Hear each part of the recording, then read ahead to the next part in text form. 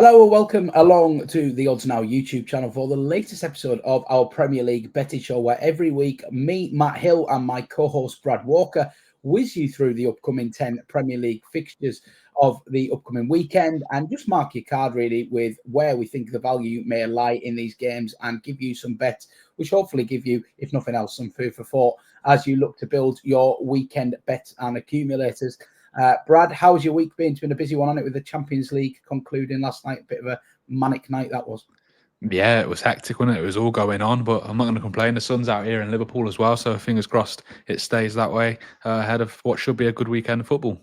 Yeah, sunny here in Kent as well. Long may it last. We'll dive straight into the action then because we've got, as usual, a full slate to get stuck into, and we'll try and keep it around the 25-minute mark. So I'm going to kick us off then. It's Nottingham Forest taking on Brighton in this weekend's early kickoff. An intriguing game indeed, really, when you think of these two sides and their recent results, because Forest in particular, they've been on a remarkable run, haven't they? An 8-match unbeaten run. And then it came to a shuddering halt last week against Bournemouth, a 5-0 humbling against the Cherries. And I think this is going to be a real test of Forest's mentality and their mettle now, because it's the real first big setback they've had in a long time. And we're talking about them as potential top 4 contenders, or certainly they'll be wanting to hang around in that top 6 and seal a famous return to European football. But losing 5-0, it's not just a slip up, is it? That is a hammering, and it really will have just knocked the confidence a little bit in the ranks, I think. But they're back on home turf here where they are so strong. And I'm sure they fancy their chances of putting things right. But they come up against a Brighton side who have also been improving in recent times. They were on a 6-match unbeaten run themselves, although that did feature 4 draws. And draws have been the story of their season somewhat. No team has drawn more games in the Premier League than Brighton this season. They've drawn 10 times, which will frustrate Fabian Herzl, I'm sure. But yeah, they suffered a bad loss last week as well at Everton, a rejuvenated Everton, it must be said. But that'll have been a tough one to take for Brighton, given their momentum and the fact that they're trying to close up on the likes of Forest in this race for the European spots. Forest come into this one as 6-4 favourites, and I think that's a mark of what they've done this season rather than where they are right now. Brighton all the way out at just shy of 2-1. I think 19-10, the best price currently available. And to be honest, I'm going to keep this fairly simple and short. I'm going to be backing the visitors at 19-10. I do think Brighton are the value here. There's just a few question marks over Forest for me, whether they can respond from that setback. 5-0, as I say, it was a bit of a pasting. And I noticed that there was some sort of dropped heads at full time. They looked a little bit shell-shocked with the way that Bournemouth had taken them apart. And there's no shame in losing to Bournemouth, as we're going to come on to, one of the form teams in Europe, no doubt. But I do think this is a big test of their mettle now. And Brighton, they have goals in the locker, don't they? And they've scored in every single one of their away fixtures this season. And that would worry me as a Forest fan as well, because I think if you look at Forest's wins, 9 of their 13 wins this season have been accompanied by a clean sheet. So it's really pivotal for them that they manage to get a shutout and keep things tight and take the chances when they come along. I think they're going to struggle to shut out this Brighton side, and that plays into Brighton's hands for me. So nice and simple then, kicking it off with an away win. Brighton to win, which is currently a best price of 19-10. That is available across the board, although if I was to describe the market trend on this game, I would say that Brighton are definitely the team shortening. So if you want that 19-10, you might need to move quite quickly. Brad, over to you then. We will start with some 3 o'clocks, and we'll dive in with Newcastle, who are at home to Fulham. Two sides having quite good seasons. Yeah, Newcastle had that minor blip in there a couple of weeks ago with a 4-1 loss at home to Bournemouth, again, who you've spoken through there, handing that loss to Forest. They're having a great season themselves, the Cherries, but Newcastle, they did return to winning ways, with a 3-1 win at Southampton last weekend. Probably not the biggest shock in the world when you consider what Southampton have done or haven't done this season, but that does now mean that Newcastle do only have 1 loss in their last 11 matches in all competitions, being that Bournemouth defeat that I touched upon a moment ago. I think it's fair to say that the form of Alexander Isak has been a key facet of their success since the start of December. Newcastle, he scored 2 against Southampton, which now leaves him with 13 goals in his last 10 Premier League appearances. They welcome Fulham, who, as you say, are having a good season, but their form has been a little patchy of late. Only 2 wins in their last 6 games. That has seen them drop a few places in the Premier League table, now in 10th heading into this one. I think they would have been disappointed with a 1-0 loss at home to Man United last week, given the performances or lack of performances again that we've seen from Ruben Amorim's side. But they do make the long journey up to Newcastle this weekend, hoping to make amends. And they can take some hope, I think, from their recent away form, which has been better than their form at Craven Cottage. They've only lost one of their last 7 away matches so far. That came in a 3-2 defeat to West Ham. They were very unfortunate, that night to come out on the losing side. A couple of big errors at the back ultimately cost them, but they were the better side for large portions of that game. But of course, St James's Park, it is a tough place to go still. It's one of those venues, I think, in the Premier League where no matter what Newcastle's form is, you always dread going up there, making that long journey, because you know it can be an absolute cauldron when the fans do get behind them. And I'm sure, Fulham would have preferred a slightly easier fixture after a loss to United last weekend. Like I touched upon a moment ago, many were surprised by Newcastle's last home performance in that defeat to Bournemouth. They were comprehensively beaten on that day, and the Southampton game certainly isn't the best measuring stick, I think it's fair to say, to see if that Bournemouth loss was only a blip. But they have been overall impressive, Newcastle, since the beginning of December. They've won 7 of their 8 Premier League matches since a 4-2 loss away at Brentford. And they also have a very positive record in this fixture. They're unbeaten in their last 8 home matches against Fulham. 5 of those ended in a Newcastle victory as well. And although Fulham did win the reverse fixture earlier in the season by a 3-1 scoreline at Craven Cottage, they've only done the Premier League double over Newcastle twice before, and the most recent time was in 2008, 2009, where of course Newcastle were relegated. Fulham don't have the best record against Newcastle, particularly at St James's Park. And adding Newcastle's recent form to the mix, barring that Bournemouth game, I think it's right to back Newcastle to win this one. But Fulham have only failed to score in one away match so far. I think that was on the opening day at Old Trafford, actually, when they lost 1-0 to Man United on the opening weekend of the season. And so I'm going to boost the price a little further by backing a Newcastle win with both teams scoring. That comes in at 9-4 with Sky Bet.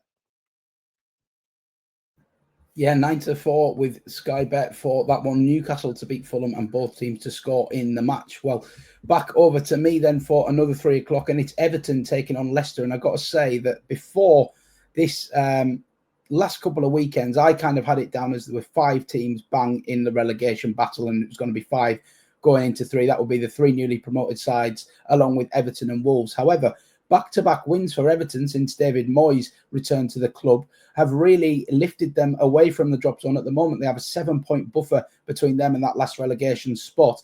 And obviously, they're playing a relegation rival here in Leicester, so a 3rd straight win, and it really would give Everton a lot of breathing space between them and the relegation zone. And to be honest, the way that they're playing, it might not be glamorous, but it is effective.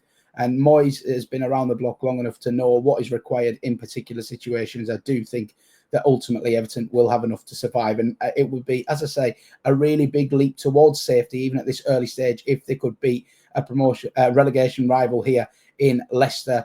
Leicester looked like they were dead and buried, didn't they? They were sinking without trace. I think it was 7 straight defeats for Ruud van Nistelrooy's men before this shock turnaround win at a similarly beleaguered Tottenham last weekend. And I couldn't quite believe what I was watching, to be honest. You think as for Tottenham, things can't get any worse, and they just seem to continue to get worse on a weekly basis. But 1-0 up against a Leicester side that have lost 7 in a row in the Premier League, to lose that game at home is pretty much unforgivable. I thought that might have been the end for Ange Postecoglou, but it hasn't been just yet.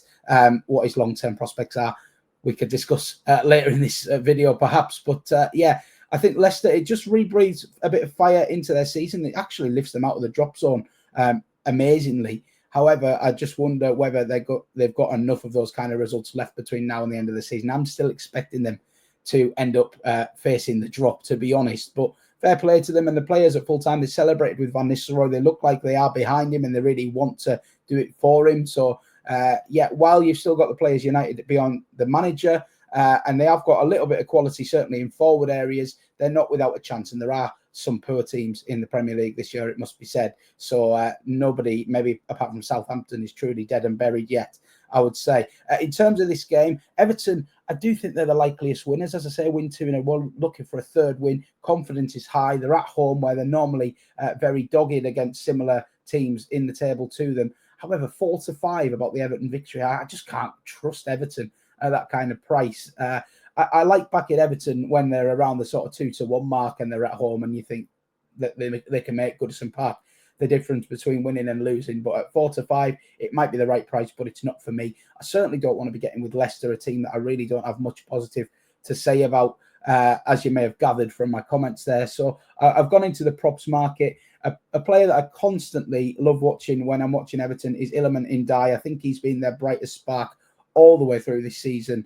And he scored in both of these consecutive victories they've had over Tottenham and Brighton from the spot last week, and then had a really lively performance the week before. He does not mind taking shots on from anywhere. He seems to enjoy the responsibility and the freedom he has in this setup. And I was pleasantly surprised to find that there is some odds against 11-10 currently floating about him having one shot on target in this game. Just for context, Bet365 have the same selection 4-9, and there are a couple of bookmakers that have it 2-5. So I do think that this is a really, really generous price. It's available with BetMGM and affiliate bookmakers, so Unibet, LiveScore, etc. So hopefully you can get on with one of those. I have to say, I think this is my favourite bet of the weekend. We have had some success with Ndiaye this season. Let's hope that trend continues here. Brad, talk about teams in relegation struggle. Here's another two over to you for Ipswich at home to Southampton.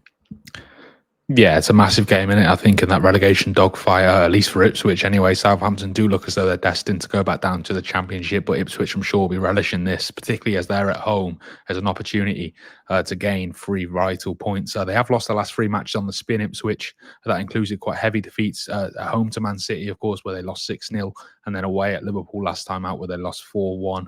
It's fair to say those aren't the games they'll be judged by this season, ultimately, Ipswich, but you can say they will be judged by games against the likes of Southampton, the teams in and around them, the bottom of the table, and I'm sure they'll be eager to stop the rot here with, like I said, 3 much-needed points.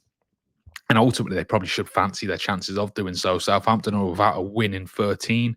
11 of those games ended in a defeat. They've not won at all on the road yet this season. It's been a miserable campaign for them and their fans. It's got even worse, I think, since Ivan Juric came in for Russell Martin.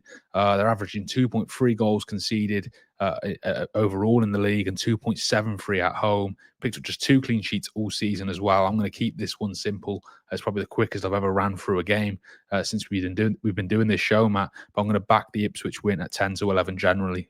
Ipswich may face their own fight for survival, but getting any team, I think, in the Premier League right now at just short of even money to beat this Southampton side is, who of course are on course to be one of the worst teams, if not the worst team in Premier League history. I think it's worth taking there. So Ipswich to win at 10-11 comes in with multiple sports books. That's all I've got to say. I'll spare Southampton fans any more misery. Yeah, I can't really argue with it, to be honest. And Ipswich, they have shown signs of life, haven't they, at times? And that then there's certainly a capable team going forward. And Southampton on the other side, I thought that 3-1 loss to Man United, where they conceded 3 really late on, was an absolute killer for them. And any chance of sort of reviving this season looks to have gone. I suppose, on the other hand, they might fancy this as a bit of a free hit. But no, I think if Ipswich are serious about survival, and they look like they are, then this is an absolute must-win for them. So I tend to agree with you there. Well, the last 3 o'clock kickoff on Saturday is, for my money, the best game of the weekend, and that including Arsenal Man City in that conversation as well. I was shocked to see this as a 3 p.m. kickoff, to be honest, but there we are. Bournemouth, as I say, one of the form teams in Europe, taking on league leaders Liverpool. Let's just talk about what Bournemouth are doing at the moment, because it is truly remarkable. They're on an 11-match unbeaten run in the Premier League. And it just keeps getting better and better, doesn't it? They followed up an outstanding 4-1 win away at Newcastle, which I don't think anybody saw coming, certainly not the manner of the victory, with a 5-0 thumping of high-flying Nottingham Forest last week. And that has fired them all the way up to 6th place in the table, this remarkable run. And who would bet against them getting into Europe right now, the way they're playing, which is quite remarkable when you consider the resources at hand. Very shrewdly assembled squad, full of very promising stars that I think, to be honest, I do fear for Bournemouth a little bit that they might get cherry-picked this summer. They have some fantastic talent that you've got to think the bigger clubs are just ready to circle around. I really like Kirkes, the full-back. I think all their forward options, the likes of Utara, Cliver, really shining. Semenyo has been a revelation this season. There's so much to like about this side, but the most important crux of all of this is probably Andoni Iraola, who we've waxed lyrical about all season. He's very high on Tottenham's wish list, if you believe what you read. But would you leave Tottenham right now for this? I don't think I would. So hopefully Bournemouth can keep hold of him a little bit longer. This is going to be a true test of their mettle, though, against Liverpool, the league leaders, who are on a relentless unbeaten run themselves in the Premier League. They've only lost 1 of their 22 games all season in league action. However, I would say they've probably not been as impressive in the last month or two as they were in the earlier part of the season. They found it a little bit more heavy weather.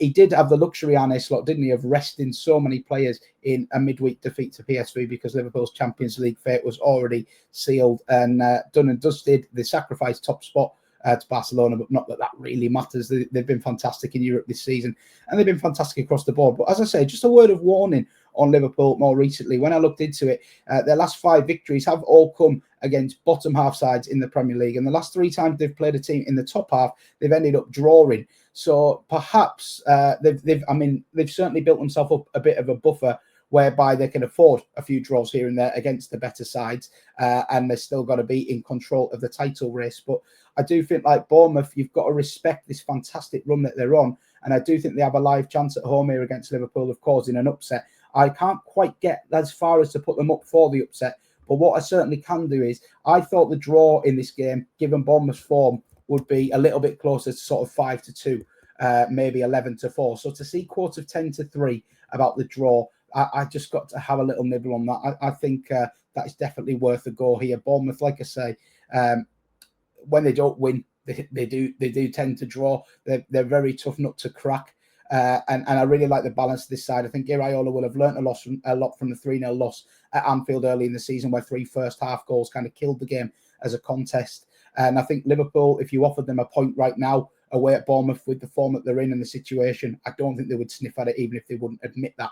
So that's where I'm leaning at the prices. I do think Liverpool are likeliest winners, but I think you've got to respect Bournemouth. That draw at 10-3 does make appeal. And I see goals as well. There's a bit of 13-10 available on over 3.5 goals, which if I wasn't playing the draw, that's maybe how I would go as well, because Bournemouth, as I say, the last 2 games, 4-1 and 5-0, and they come up against a very high scoring Liverpool side. But I think the moment and the feeling around Bournemouth at the moment, I think they're going to go and have a go. I think this will be a great game. And as I said, TV selectors, what were you doing putting this at 3 p.m. on a Saturday? Shocker. But anyway, we'll go back to Brad for the late kickoff on Saturday, which is in the Midlands. It's a little bit of a derby, although I'm not sure these two consider themselves. I think the rivalry is Villa Birmingham and Wolves West Brom. So I've been told by my Midlands-based friends. But still a little bit of spice in this one, Brad. Wolves versus Aston Villa, and 2 teams who need the points for very different reasons. Yeah, definitely. If we start with Wolves, I think they got off to a decent start when Vitor Pereira walked through the door, then, didn't they, as we've touched upon in recent weeks. But I think they've certainly returned to that early season poor form now, which continued, of course, with that loss to Arsenal last weekend. I think there was a startling lack of ambition really shown from Wolves when Arsenal were reduced to 10 men. Controversially, of course, a lot's been made of that. There was a 15-minute period or so where they really could have put it on the away side and look to pick up all 3 points and pick up a statement win in their relegation fight, but they didn't go for it and they end up losing 1-0. Of course, they are also reduced down to 10 men of around 20 minutes to go. I think it was João Gomez getting his second yellow card of the game. That result now leaves them in 18th. They're only 1 point adrift of safety, although it could be 4 if Ipswich do beat Southampton earlier in the day. Wolves are without a win in 5. They've lost their last 4 matches on the spin. So, yeah, a little bit of a worrying trend re-emerging at Molineux, I think it's fair to say. They face a Villa side who, of course, will be disappointed, I think, with their last league result anyway, which was a 1-1 draw with West Ham. They were forced to settle for a point despite racing out the blocks in the opening 15 minutes. They could have been 2 or 3 goals up at Villa Park, but the game did level out and West Ham ended up grabbing an equaliser in the second half. They have since been provided with a big boost in the Champions League, of course, with that dramatic 4-2 win over Celtic at Villa Park on yesterday evening at the time of recording, although that game was slightly overshadowed prior to kick-off due to the ongoing rumours of the potential departures of both John Duran and now Ollie Watkins. I think Duran, it looks like he's on the cusp of going to Saudi, and Watkins, who I think was a boyhood Arsenal fan, of course, Arsenal did put a £60 million bid in for him. I'm sure they'll return with a higher bid there because given their striking problems. So I'm sure there's a little bit of concern from Villa fans about the futures of their attacking lineup. But of course, they'll be buoyant after that win over Celtic on Wednesday. However, there will be some concerns over their form this season in matches which have directly followed Champions League games. Of course, they've only won one of the 7 matches which have followed a game in Europe this term. And they head to a Molineux stadium, of course. I'm sure will be bouncing. It's an evening kickoff. Like you said, it's sort of a Midlands derby. They're still in the same area of the country. And I'm sure there's not any love lost between them, regardless of whether they are each other's main rivals. I think it's a crucial game in Wolves' fight for survival. That's fair to say. And I do have a feeling that they might pull the win out of the bag. I mentioned Villa's struggles following Champions League games this season. The abundance of fixtures does look to be catching up with them at times. I'm sure it won't help if they do lose a couple of players between now and the end of the window, particularly Watkins, who, of course, has been crucial for them over the last couple of years. Wolves' record in this fixture is surprisingly positive. I was quite surprised to read this. They've only lost one of the last 5 home matches against Villa. They won 3 of those games as well. So I'm going to put all that together and back Vitor Pereira's side to pick up 3 much-needed points. That comes in at 5-2 and multiple sports books at the time of recording. I've just got a feeling that they might give themselves a boost here. I'm not completely optimistic about their overall survival hopes, Wolves, but I do think they can get something here. And like I said, pick up 3 vital points, get them on the board because they are in for a fight of their lives. I think it's fair to say at the bottom of the table. Yeah, it certainly looks that way. It would be a massive result if Wolves could pull that off, and you just never know with these sort of localish meetings as well, with an extra bit of spice in the air, as we say. Well, we go on to Sunday then, where we've got a triple header to look forward to. I'll start things off with Man United versus Crystal Palace. And Man United come into this game just above evens to win. And I'll tell you right now, I can't be getting with them at that. I've not seen enough from Man United in the recent weeks to understand why they are quite so short. Yeah, where do you start with Man United? I feel like we've covered it time and time again. Ruben Amorim has obviously come in. He's got a lot of work on. He's made some questionable comments about the squad and the setup of the club. And I think big changes afoot once again in the summer. But right now, where are they at? I don't think they're firing on all cylinders. They got a good win at Fulham, it must be said, last time out. But I watched that game and it was a dreadful game. Absolutely awful. I have to be very selective with the games I get to watch these days, having young children. And I decided to settle myself in for that one. And what a bitter disappointment it was. There was barely a shot in the game. I think Man United scored a spawny, deflected goal from Lisandro Martinez to win it. But yeah, wasn't particularly impressed with either side, I must be saying, in that one, certainly in the final third. And United, they also scraped past Rangers in the Europa League, but it took a 90th minute winner from Bruno Fernandes to get that one done. Before that, they've been some pretty dreadful results in there. The odd good performance here and there, but ultimately a team in transition, a team with big changes afoot. Not a lot to play for this season. I question the motivation levels, and I think this is a difficult old game for them against Crystal Palace, who, yes, they lost to Brentford last week. Obviously they did because I put them up. I managed to stop their unbeaten run. But I've generally been very impressed with Palace over the last couple of months. And that game with Brentford, it was a nothing game, really. Excellent header from Kevin Schade to get Brentford in front, and they quickly doubled their lead. But there wasn't much in it, to be honest. A draw would have been a fair result. I think both sides and both managers would have acknowledged that. And Palace, generally, they're competing with everybody they play against. So I was tempted to back Palace, but there's just something in my head, a little nagging doubt, saying maybe just avoid the win, draw, win line here, because United's so unpredictable, like I say, and Palace, they're not that inspiring away from home, it has to be said. So I've gone down the props lines instead. I had a little look at the player markets, but what I've settled on is Crystal Palace's shot line. I was a little bit surprised at how low it is. They've averaged 14 shots a game in the Premier League this season. And you could get odds against about them to have over 12.5 shots in this game. Now, as I say, Manchester United, their home form recently, as much as they got that good away win at Fulham, has been pretty dreadful. Don't be fooled by a 3-1 win over Southampton, where they were 1-0 down until the 82nd minute before Amad Diallo sort of netted a hat-trick to get them out of jail. They've been awful at Old Trafford. Before that, losses at home to Newcastle, to Bournemouth, to Brighton. So I don't have any faith in United dominating this game. And I think when you lose a lot of games at home, there's a pressure and an expectation from frustrated home fans who want to see you get on the front foot, particularly in a game where you're favourites. So I'm expecting United to go for it a lot more here. And that should leave gaps for Palace to exploit on the break. And we all know about the pace and trickery and skill they have on the break. And I certainly see Palace, this being a little bit of an end-to-end game and Palace giving as good as they get. There's 11 to 10 available about Palace covering that shot line of over 12.5 shots. I think that's a massive price. I think anything odds against is a massive price here, to be honest. And Palace, as I say, they're averaging 14 shots a game. They're covering this line more often than not. And I think against a shoddy Man United side, they could cover it again here. The second game, the other 2 o'clock kickoff on Sunday, massive game for Tottenham. It really is. They go away to Brentford, who are normally very good at home. Yeah, we'll start with Brentford before we come on to the mess that is Tottenham Hotspur at the minute. Brentford, I think it's fair to say their form has been up and down recently. But like you said, they'll be happy with a good win, 2-1 win at Crystal Palace last weekend, which did see them return to winning ways after 3 matches without a win. Remarkably, they failed to win any of their first 9 away games this season, Brentford, but they've now won their last 2.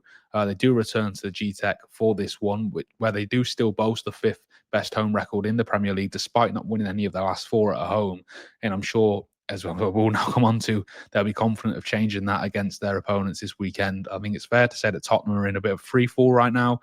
Postecoglou seems to be edging closer and closer to the exit door with each passing game. Tottenham have now lost 8 of their last 10 in the Premier League, which I don't think there's any way of saying it is relegation form if it does carry on. They've suffered 4 consecutive losses after that damning 2-1 loss to Leicester last week, which Matt touched upon earlier in the show. And bear in mind, the Foxes were a dismal run of form themselves. Tottenham's players, the confidence must be on the floor. We've mentioned the injuries in the past. I'm not going to go back over that again because it does seem a bigger issue than that. There's lots of toxicity around that club right now. Lots of criticism for Chairman Daniel Levy from the fans. Rightly so, I think. There's rumours about the club being put up for sale. Whether that happens, we'll wait and see. I backed Tottenham to perform well last weekend, as many did, I think, considering how poor Leicester have been, and I'm certainly not going to make that same mistake again here. I expect their misery to be compounded by Brentford, who I did mention their slight dip in home form, lost the last 3. They've now lost, 3 at home in total in the Premier League this season. But those 3 defeats did come against the Premier League's top 3 in Arsenal, Liverpool and Nottingham Forest. The Forest and Liverpool games were the only times they failed to score at home this season. And they face a Tottenham side leaking goals, conceded 2 goals in each of their last 5. And they've only kept 4 clean sheets all season. So the Brentford win is the obvious pick. Perhaps there's enough juice in that at 11 to 10, but I'm going to boost it further by adding both teams to score because Brentford are hardly watertight at the back themselves. They've not kept a clean sheet, in 13 games, and they're still yet to keep a clean sheet at home this season. So the Brentford win with both teams scoring does come in at 2-1. Generally, I think there's plenty of juice in that there.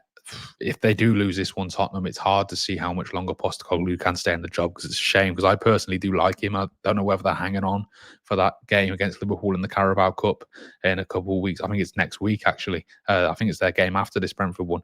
But you can't see them going there and winning at Anfield, especially the form they're in right now. Who knows? But yeah, Brentford to win, both teams to score here, 2-1 generally. That's where I'll be going this weekend.